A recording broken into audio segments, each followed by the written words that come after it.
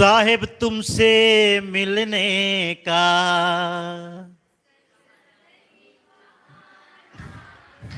देखो, साहेब तुमसे मिलने का सत्संग एक बहाना है। ये दुनिया वाले क्या जाने, ये दुनिया वाले क्या जाने, ये रिश्ता पुराना है। रिश्ता तो पुराना है, गुरु और शिष्य का रिश्ता एकदम पुराना, सनातन, चिरंतन। और गुरु और शिष्य जैसा संबंध दुनिया में कोई संबंध है भी नहीं, क्योंकि गुरु और शिष्य का संबंध आत्मीय है, आत्मिक है। आत्मा क्या है? अजर, अमर, अविनाशी। तो जिस संबंध का, जिस रिश्ते का आधार अनश्वर हो, अविनाशी हो, वो संबंध भी उस आधार की भांति अविनाशी होता है, अमर होता है, अजर होता है। संसार के सब संबंध नश्वर हैं, क्योंकि उसके उस संबंधों का आधार शरीर है। लेकिन गुरु और शिष्य के संबंध का आधार शरीर नहीं है, आत्मा है। तो जिस संबंध का आधार शरीर होगा, शरीर जैसा बदलता है, रिश्ता भी बदल जाता है। शरीर जैसे मरता है, रिश्ता भी, संबंध भी टूट जाता है, बिखर जाता है। इसलिए इस जगत में गुरु और शिष्य का संबंध तो सनातन है। तो सत्संग का आयोजन किया श्री शंकर भाई ने, वंशुक भाई ने, दामजी भाई ने। बहुत बहुत धन्यवाद आप सभी को। इतने जीवों से मिलने का अवसर दिया आपने। सदगुरु को जानने की जरूरत है। सदगुरु कौन है? साहेब को। साहेब में श्रद्धा बनेगी, लेकिन साहेब को पहले जानो, साहेब कौन है। साहेब कहते हैं, मैं अविगति से हम आए, मेरा भेद मरम नहीं पावे। साहेब तो अविगत से आए, और अविगत से आए इसलिए हम उसका भेद मर्म नहीं समझते। उन्हें समझते हैं हम अपने ही जैसा,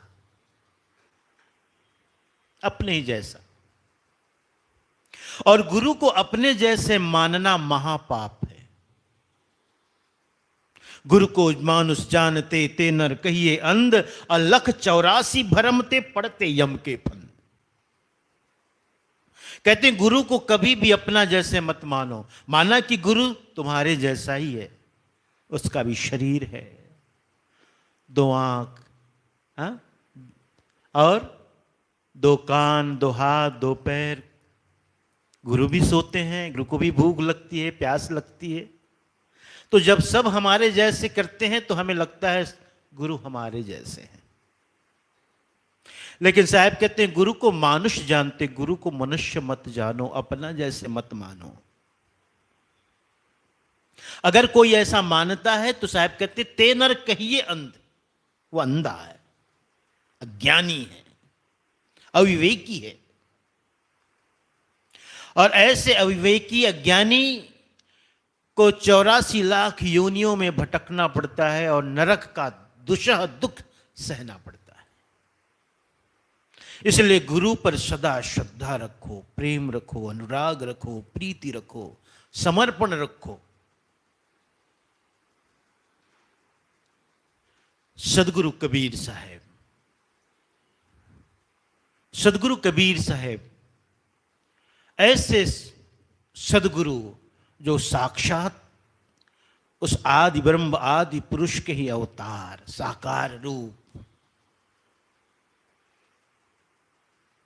दोपहर में कहता था वेलजी भाई से, अच्छा सत्संग हुआ। धर्मदास साहब पूछते हैं, साहब आपका परिचय क्या है?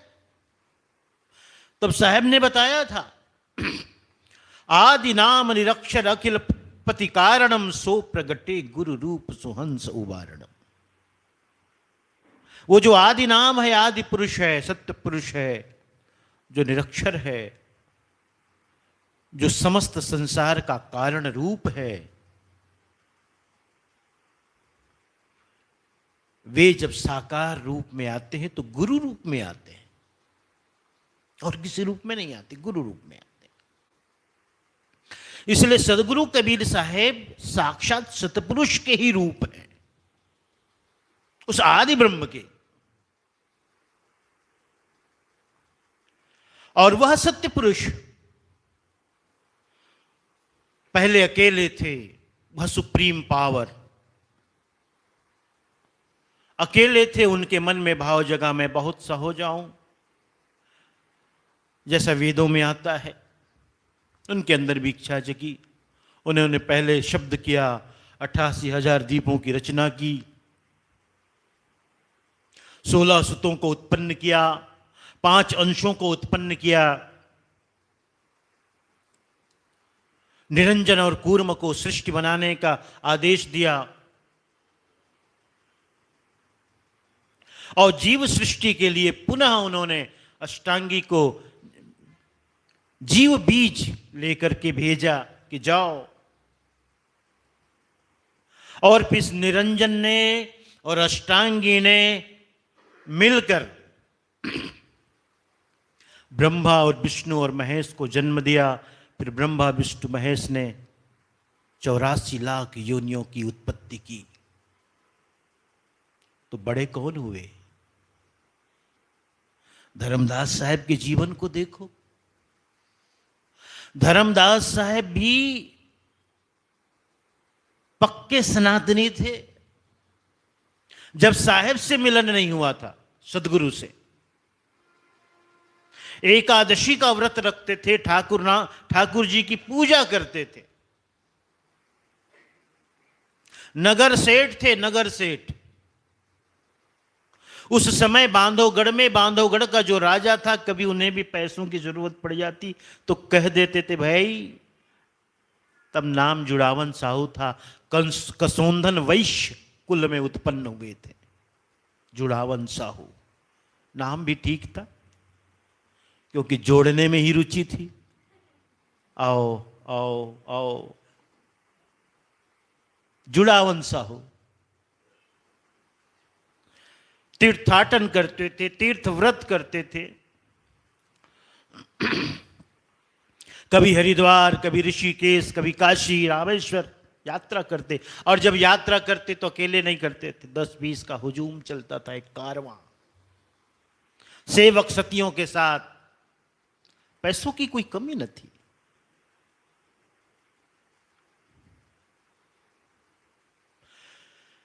फिर मथुरा के जाना हुआ, और मथुरा में पहली बार सदगुरु से मिलन हुआ। साहब दिल्ली में थे, धर्मदास साहब मथुरा में थे, और ये पहले से सब निश्चित था। सदगुरु का अवतरण होना था, और उस अवतरण का एक कारण धर्मदास साहब को उपदेश भी करना था। क्योंकि हर युग में सदगुरु आए। सतयुग में सतसुकृत के नाम से आए, त्रेता में मुनिंद्र के नाम से आए, द्वापर में करुणामय के नाम से आए, कलयुग में सदगुरु कबीर के नाम से आए। और हर युग में उन्होंने व्यवस्था दी। ये सतपुरुष की व्यवस्था थी, जीवों के कल्याण, जीवों के उबारण, जीव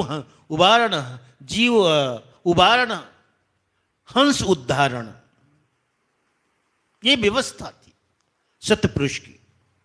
और उस सतपुरुष की व्यवस्था के अंतर्गत सदगुरु कबीर साहब को आना हुआ कलयुग में, सदगुरु कबीर साहब के नाम से।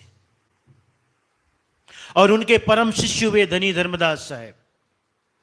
और उन परम शिष्य को, साहब को आशीर्वाद देना था वंश 42 का, और वंश गुरुओं के द्वारा जीवों के उद्धार और कल्याण का काम होना था। इसलिए साहब को भी पता था कि धर्मदास साहब को चिताना है। रास्ते में लाना है। तो साहेब के प्राकट्य का जो कारण था, अवतरण का इस संसार में, उसका एक कारण यह भी था धर्मदास साहब को चिताना। जब जुड़ावन साहू थे, चिताना था। आज मौका अच्छा था, दूरी कम थी, दिल्ली और मथुरा। साहेब आए, दिल्ली में अलक्षित हुए और मथुरा पधारे, और उस जगह पधारे जहां धर्मदास साहब का निवास था।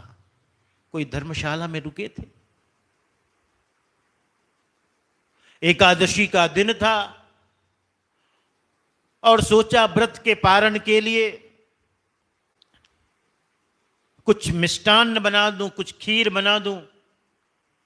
हम भी आपसे कहते हैं ना, पूर्णिमा के दिन व्रत रखो, जब व्रत खोलो तो कुछ मिष्टान्न से, कुछ न कुछ मीठा से व्रत खोलो, नियम है। कुछ ना हो तो एक बताशा ही मुंह में डाल लो, तब भोजन शुरू करो। कुछ ना हो तो साहब का प्रसाद ही रखे रहो, और नहीं तो एक दिन जब व्रत रखते हो महीने में, तो महीने में एक दिन थोड़ी सी खीर या थोड़ा हलवा बनाने में आज के समय में कोई बड़ी बात नहीं है। उन्होंने भी सोचा, धर्मदास साहब ने ठाकुर जी को भोग लगाना है, खीर बना दूं। जब खीर उसने, हाँ लेकिन स्वयं पाकी थे, माना कि तमाम सेवक सती थे, लेकिन अपना भोजन स्वयं बनाते थे, नैष्ठिक थे, नीति और नियम में चलने वाले। और सेवक सती सब थे, लेकिन दूसरे कार्य के लिए भोजन अपने लिए स्वयं बनाते थे, स्वयं पाकी। ठाकुर जी के लिए भोजन बनाते थे, खीर प्रसाद बनाते थे। धुन थी बनाने में, ध्यान था बनाने में, लकड़ियों की तरफ, ईंधन की तरफ ध्यान गया ही नहीं। आग जल रही है, दूध उबल रहा है, चावल उबल रहा है, शक्कर डाल दी गई, और जो भी उसमें ड्राई फ्रूट आदि जो भी पड़ता है सब डाल दिया गया। खीर बन गई, लगभग बन गई थी। कभी कभी हम ईंधन की तरफ भी ध्यान देते हैं, रखना पड़ता है, क्योंकि लकड़ी जलती जलती बाहर निकलने लगती, फिर लकड़ी को थोड़ा अंदर करना पड़ता है। करते हैं ना। शायद इसी वक्त उनकी नजर पड़ी, अरे ये लकड़ियां और इसमें चींटियां, और ये चींटियां जान बचाए भागी जा रही, और अब मेरा ध्यान गया, अब मेरी नजर पड़ी, और अब तक तो न जाने की इतनी कितनी चींटियां मर गई होंगी, जो भाग ना पाई, जो भीतर ही रह गई, लकड़ी के भीतर। ये तो बड़ा अनर्थ हो गया, पाप हो गया। और इतनी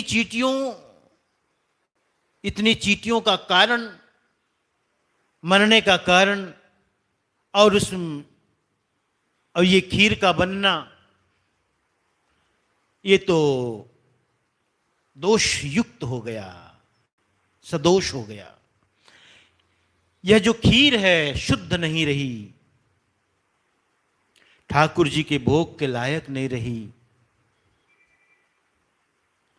उसने अपना निश्चय बदला, कहा नहीं नहीं, ठाकुर जी का भोग नहीं लगा सकता। जिस प्रसाद को बनाने में इतने जीवों की हत्या हो जाए, वह दोषयुक्त है, और इस खीर प्रसाद से मैं अपने ठाकुर जी का भोग नहीं लगा सकता।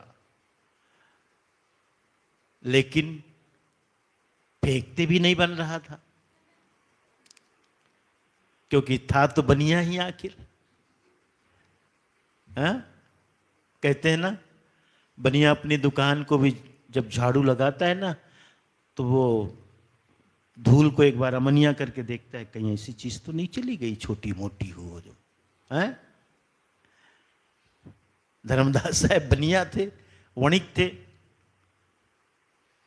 उसने सोचा ऐसे फेंकते भी तो नहीं बनती यह खीर, चलो कोई भूखा प्यासा होगा उसे दे आऊं, खिलाऊं।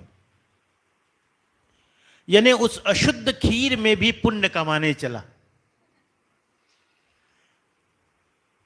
थाली में खीर प्रसाद लिया, अपनी धर्मशाला से बाहर निकला, डेरा से।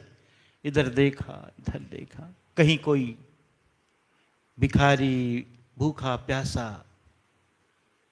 साहब भी बड़े सोच विचार कर बिल्कुल ठीक जगह बैठे थे। ये उनकी धर्मशाला और यहाँ मैं बैठूं, वो निकलेंगे और देखेंगे, सब कुछ तो उन्हें पता था। साहब तो त्रिकालदर्शी और स्वयं परमात्मा ही थे, उनको क्या पता ना रहा, सब पता था। धर्मदास जी साहेब ने देखा, अरे हाँ कोई दूर दिखता है, चबूतरे में बैठा पेड़ के नीचे। गया और साहेब ने थोड़ा अपना भेष और भी बना लिया था, क्योंकि अच्छा बढ़िया ठीक ठाक रहूंगा तो शायद मुझे न दे, किसी और जगह देने चले जाए, होता भी है ना। हाँ,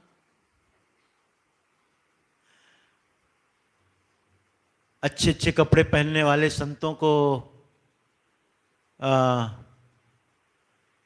अच्छा कपड़ा हो, ठीक ठाक हो, बैग वैग सब हो तो फिर क्या है। हाँ, आजकल संतों में भी ये मानंदी है, संतों के प्रति भी, कि जो बढ़िया कपड़ा है, बैग वैग है, बड़ी गाड़ी से उतरता है ना। हम जब छोटे थे, गुजराती हैं आप लोग, मैं पढ़ता था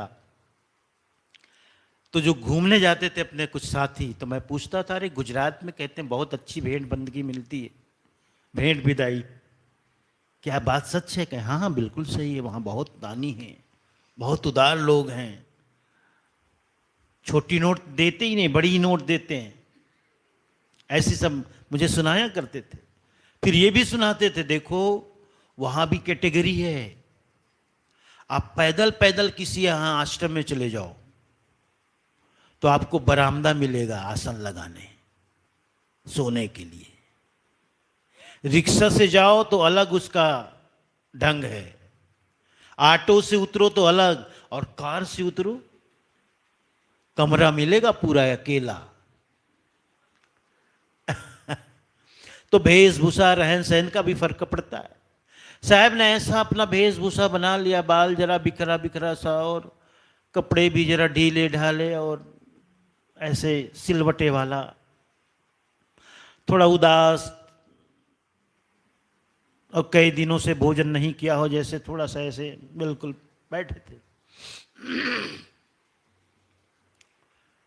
जैसे हम कभी कभी ट्रेन से उतरते हमारी स्थिति देखने लायक रहती है, बस वैसे ही कुछ। धर्मदास जी साहब गए, उनको लगा यही भूखा प्यासा मालूम पड़ता है, कई दिनों से भोजन न मिला हो शायद। उन्होंने कहा, संत जी एक खीर लाया हूं, ग्रहण करो। आप भूखे मालूम पड़ते हो, इसे स्वीकार करो। सामने थाली रख दी। साहब शांत हैं, कुछ बोले नहीं। फिर थोड़ी देर बाद सिर झुकाए थे, सिर नत किए हुए थे। फिर उसने आंखें खोली, ऊपर की तरफ देखा, नजर उठाकर धर्मदास को, और देखने के बाद फिर आंखें बंद कर ली, थोड़े मुस्कुराए। नाम लेकर के उसने कहा, धर्मदास जी लो पहला आश्चर्य। धर्मदास जी ठगे से रह गए कि आखिर इन्हें नाम कैसे पता। आगे सुनो और क्या क्या कहते हैं साहब। धर्मदास जी, अरे जिस खीर को तुम्हारे ठाकुर जी नहीं खा सकते, उस खीर को हमें खिलाने लाए।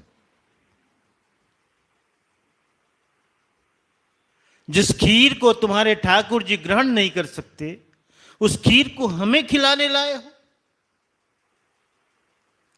अब तो धर्मदास जी को आश्चर्य का ठिकाना न था कि इन्हें मेरा नाम कैसे पता और इन्हें खीर के बारे में कैसे पता कि ठाकुर जी के भोग के योग्य नहीं है। उन्होंने कहा, आप कैसे कहते हो कि ठाकुर जी के भोग के योग्य नहीं, उसे मुझे देने आए हो। साहब ने कहा, प्रमाण बताऊं? थाली की तरफ देखो। जब धर्मदास जी ने थाली की तरफ देखी तो कहते हैं जितने भी चावल के दाने थे सब चींटियां बनकर बाहर निकलने लगी थाली से। अब तो प्रमाण भी साहब ने दे दिया, कह दिया मानो इस खीर को बनाने में अनेकों चींटियों की हत्या हुई है। प्रमाण दे दिया। अब उनके पास, धर्मदास साहब के पास कुछ कहने को न था। चरणों में गिरे, प्रभु आप सामान्य नहीं हो ना, आप सामान्य पुरुष नहीं हैं, कोई हैं आप दिव्य और विशिष्ट हैं, कोई देव पुरुष, कोई दिव्य पुरुष जो हमारी पहचान से बाहर। प्रभु आप अपना परिचय तो दो। जब उन्होंने परिचय की बात कही तभी यही भजन साहब ने मैंने जो अनुपम जी ने गाया और जो माता जी ने फरमाइश की, अपना परिचय दिया। अब हम अविगति से चले आए, मेरा भेद मरम नहीं पावे। हे धर्मदास जी, हम अमरलोक के निवासी हैं। अमरपुर, अमरलोक, अमरधाम, सत्यलोक। नाम भी पूछ लिया था, उन्होंने कहा कबीर मेरा नाम है। और काम भी पूछ लिया तो उन्होंने कहा तुम जैसे जीवों को सतलोक पठाना मेरा काम है। सतलोक मेरा धाम है, कबीर मेरा नाम है, और तुम जैसे जीवों को अपने मुकाम तक भेजना मेरा काम है। यही मेरा परिचय है। तो सदगुरु अमरलोक के निवासी थे। फिर साहब के शिष्य बने। कहानी और भी बहुत है विस्तार में। और जब सदगुरु के शिष्य बनने के बाद सदगुरु की भक्ति, प्रेम और अनुराग में, अनुराग के भावों ने कविता और पद्यों का रूप लिया, जिसे हम गाते हैं सदगुरु गुरुधनी धर्मदास साहब के पद के रूप में। धर्मदास साहब कहते हैं गुरु मिले अगम के वासी। अनेकों उन्होंने पद गाए हैं, भजन गाए हैं। देखो, जब भक्ति बढ़ती है, भावना उमड़ती घुमड़ती है, तो कविता का रूप ले लेती है। कभी आंसू बन जाते हैं, वही भावनाएं कभी आंसू बन जाती, और कभी वही भावनाएं कविता का रूप ले लेती हैं। लेकिन ये सब कुछ भक्ति का प्रताप है। भक्ति जगे। साहब कहते हैं धर्मदास साहब, गुरु मिले अगम के वासी। जो सदगुरु मैंने पाया वो इस लोक के नहीं हूं, वो अविनाशी है, अमर लोक के। अनुराग सागर ग्रंथ गुरुधनी धर्मदास साहब के नाम पर, अनुराग के सागर, प्रेम के सागर, प्रीति के सागर। और जो अनुराग सागर ग्रंथ में वार्ता संवाद है वो दो के बीच है। दया के सागर सदगुरु, अनुराग के सागर धर्मदास साहब। इन दोनों के बीच की ज्ञान वार्ता अनुराग सागर में संग्रहित है। उस अनुराग सागर में जो पहला है मंगलाचरण के रूप में, प्रथम बंदो सदगुरु चरण जिन अगम गम्य लखाइया, गुरु ज्ञान दीप प्रकाश करी, पट खोल दर्श दिखाइया। देखो ना साहब, धर्मदास साहब ने अपने भाव को उड़ेल दिया इस पहली छंद में, मंगलाचरण में। मैं उन गुरु की वंदना करता हूं। देखो, एक मेकिंग ऑफ धर्मदास साहब। धर्मदास साहब कैसे बने, जुड़ावन साहू से धर्मदास साहब की यात्रा। वो जुड़ावन साहू जिनकी रुचि जोड़ने में थी, वो धर्मदास बन गए। साहब ने कहा था, धर्मदास साहब, धर्मदास जी सदगुरु कबीर साहब के जब शिष्य बने आमीन माता के साथ, तो आमीन माता से पूछा था धर्मदास साहब ने, अरे सुनती हो? हाँ बोलो क्या बात? आज गुरु दीक्षा लेना है, शिष्य बनना है साहब का। साहब को क्या चढ़ाएं, क्या दें? आमीन माता ने कहा था, सोचने की क्या बात है, जो हमारे पास है सब साहब को चढ़ा दो। 56 करोड़ की संपत्ति साहब के चरणों में भेंट कर दी, एक नारियल में रखकर। अभी मैं महायज्ञ कोत्री के लिए निकला हूं, निमंत्रण देने और डोनेशन लेने, दोनों काम साथ साथ। निमंत्रण भी देता हूं और सहयोग भी मांगता हूं दान के रूप में। कभी कभी कोई भक्त पूछ देते हैं, साहब कितना दें? मैं उनसे कहता हूं 1,000 दो, 2,000 दो, 5,000 दो, 11,000 दो, 31,000 दो, 51,000 दो, 1 लाख, 2 लाख, 10 लाख, 20 लाख, 25 लाख, 1 करोड़, क्या दे सकते हो? 1 करोड़, 2 करोड़, 5 करोड़, 10 करोड़, 50 करोड़, 55 करोड़ तक लूंगा, 56 करोड़ नहीं लूंगा। क्योंकि 56 करोड़ लेने से धर्मदास साहब की मर्यादा भंग हो जाएगी। क्योंकि वहां उस पद पर धर्मदास साहब को ही रहने दो, इसलिए 55 करोड़ तक ले सकता हूं, कहने की बात है। धर्मदास साहब ने 56 करोड़ गुरु दक्षिणा में साहब को अर्पित कर दिया। साहब ने क्या कहा? धर्मदास जी, जब तक तुम्हारी धन में रुचि थी तब तक तुम जुड़ावन साहू थे, लेकिन आज तुमने जाना कि धन की क्या महिमा है। तुम्हारे जीवन में गुरु का प्रवेश हो गया, धर्म का प्रवेश हो गया, यानी तुम धर्म के मार्ग में चल पड़े, तुम्हारे जीवन में धर्म आ गया, धन निकल गया, धन बाहर हो गया। कल तक सिर्फ धन धन धन धन धन धन, पैसा पैसा, लेकिन आज तुम्हारे जीवन में एक टर्निंग पॉइंट आ गया, एक परिवर्तन का बिंदु। धन की जगह धर्म ने ले लिया। जब 56 करोड़ की संपत्ति साहब के चरणों में चढ़ाई, तो साहब ने कहा, आज के बाद से तुम्हारा नाम धर्मदास हो गया, धर्मदास, क्योंकि धर्म की प्रति तुम्हारी आस्था बढ़ गई और आज तुम सचमुच धनी हुए। इसलिए धनी धर्मदास साहब का, क्योंकि इस 56 करोड़ धन के बदले तुम्हें जो ऐसा धन मिल रहा है, नाम का धन, दाम का धन तुमने दिया, बदले में नाम का धन जो तुम्हें प्राप्त हुआ, इस नाम के धन से तुम सचमुच धनी हुए। क्योंकि इस धन से कभी कोई निर्धन नहीं होता, नाम का धन ही ऐसा है। बाकी धन तो आते जाते रहते हैं, देखते नहीं शेयर मार्केट में, कभी अप कभी डाउन, कभी अप कभी डाउन। अब ये धन ऐसा है, निरंतर बढ़ता है, ये तो कम होने का नाम ही नहीं है। इसलिए धर्मदास साहब का एक और बड़ा सुंदर पद है, अब हम भय सतनाम व्यापारी, अब हम भय सतनाम व्यापारी। कहते भैया अब हम तो सतनाम का व्यापार करने लगे, पहले करते थे जो करते थे, वणिक तो हम अब भी हैं, व्यापारी तो हम अब भी हैं, लेकिन हमने धंधा बदल दिया। पहले सोने चांदी बेचा करते थे।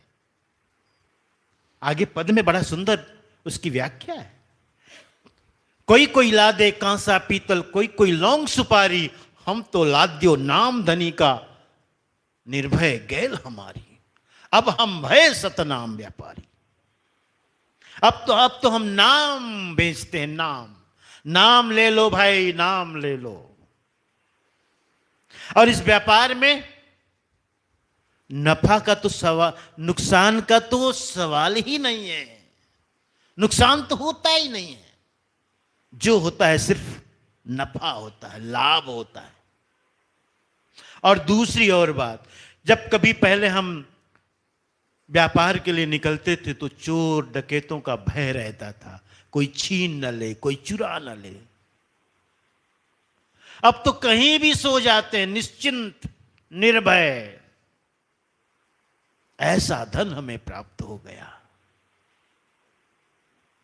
वही धर्मदास साहेब जब सदगुरु की शरण में आए तो उन्होंने सदगुरु की महिमा गाई। क्या? प्रथम बंदो सदगुरु चरण, जिन अगम गम में, गम और अगम दोनों को लखा दिया। पहले ऐसा नहीं था। जीवन में एक बात आ गई, एक गरिमा आ गई। पहले तो बस हम ठाकुर जी की पूजा करते थे, स्नान कराओ, भोग लगाओ और व्रत रखो, सब करो। लेकिन सदगुरु से मिलन हुआ, जीवन बदल गया। गम और अगम, गम का मतलब संसार और अगम का मतलब जो संसार से परे है, लोक और परलोक दोनों को दिखा दिया।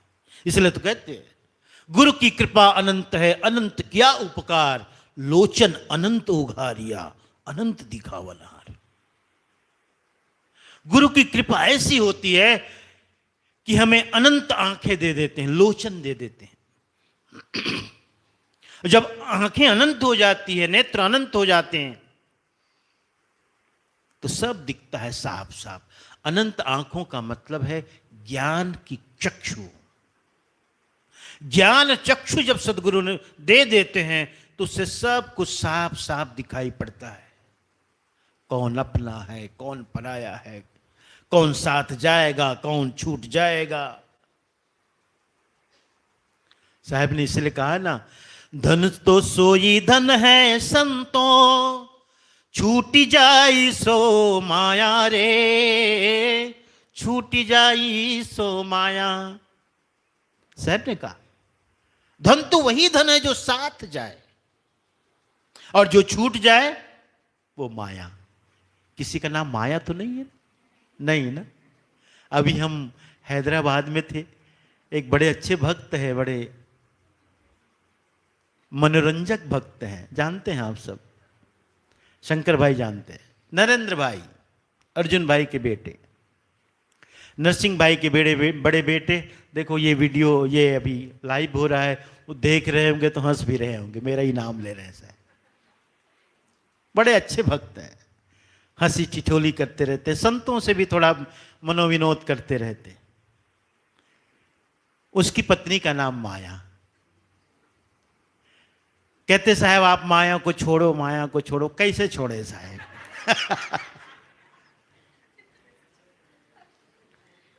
तो हमने एक दिन कहा माया को छोड़ो और शांति को रखो।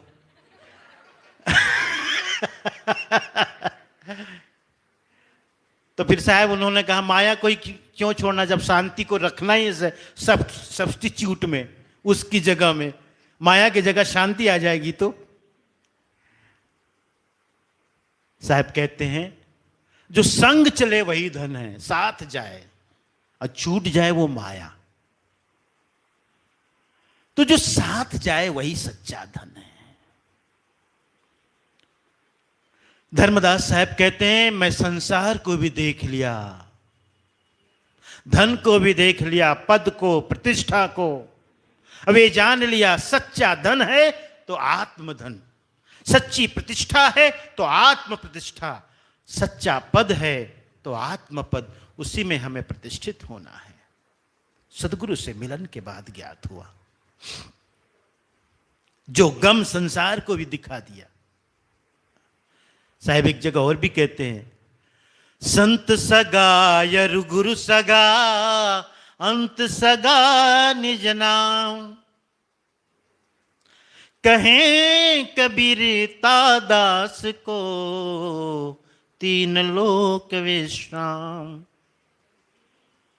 साहब ने सगा उसे कहा, किसे कहा सगा? संसार के किसी भी संबंध को सगा नहीं कहा उन्होंने। हम सगा मने अपना, निकट।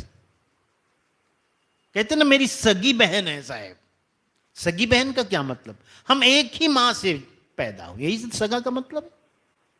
सगा भाई, सगा चाचा, सगा जो भी जोड़ लो, जो बहुत निकट हो। लेकिन साहब ने देखो यहां तीन को सगा कहा, संत सगा और गुरु सगा, अंत सगा निज नाम। वो जो निज नाम है, सत्य नाम है, उसको कहते हैं साहब गुरु सगा, संत सगा और निज नाम, यानी सत्य नाम। यही 3 सगा है क्या? अब बोलो, कोई और रिश्ता आया ही नहीं, कोई संबंध आया ही नहीं। धर्मदास साहब कहते हैं सब मैंने देख लिया सदगुरु की कृपा से, संसार को भी जान लिया, लोक को भी जान लिया, परलोक को भी जान लिया। उन्होंने मेरे हाथों में दिया रख दिया। प्रथम बंदो सदगुरु चरण जिन अगम अगम में लखाई। गुरु ज्ञान दीप, ज्ञान का दिया मेरे हाथों में रख दिया। गुरु ज्ञान दीप प्रकाश करी, पट खोल दर्श दिखाया। सब सारा पट खोल दिया, जो भी आवरण था सब उसने आवरण को खोल दिया, मिटा दिया। और गुरु के ज्ञान रूपी दीपक से सब साफ साफ नजर आने लगा। धर्मदास साहब ने एक जगह और भी कहा, पाछे पाछे जाए था लोक वेद के साथ, आगे से सदगुरु मिला जिन दीपक दीन हो हाथ। जाता था पहले लोक वेद के साथ, ये मानना है, ये करना है, ये यहां जाना है, सब कर लिया मैंने। पाछे पाछे जाया था, जाता था पहले की बात थी, पहले पूर्व की बातें थी। लेकिन आगे से सदगुरु मिला। आया कि नहीं साहब? आगे से मथुरा में आया तो साहब आगे से ही तो आया, सामने से आया। दिल्ली से साहब आए नहीं, धर्मदास साहब को चिताना है, अज्ञानी है, उसे ज्ञानी बनाना है, उसे मुक्त करना है। पूर्व की बातें थी। तो सदगुरु तो आगे से आए, और सदा सदगुरु आगे से ही आते हैं। गुरु जब भी आते हैं तो आगे से आते हैं, पीछे से नहीं आते। एक बड़े गुरु थे, जब वो कहीं जाते थे शिष्यों के साथ तो घोड़े में बैठते थे। तो घोड़े में बैठना कैसा होता है? घोड़ा का मुख आगे है तो आप भी आगे बैठे।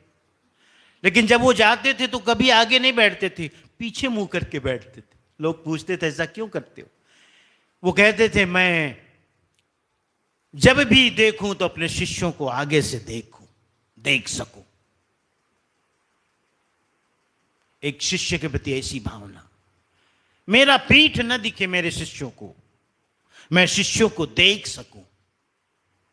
घोड़ा जरूर चलता था आगे, लेकिन उनका मुख शिष्यों की तरफ होता था। गुरु सदा आगे से ही मिलते हैं।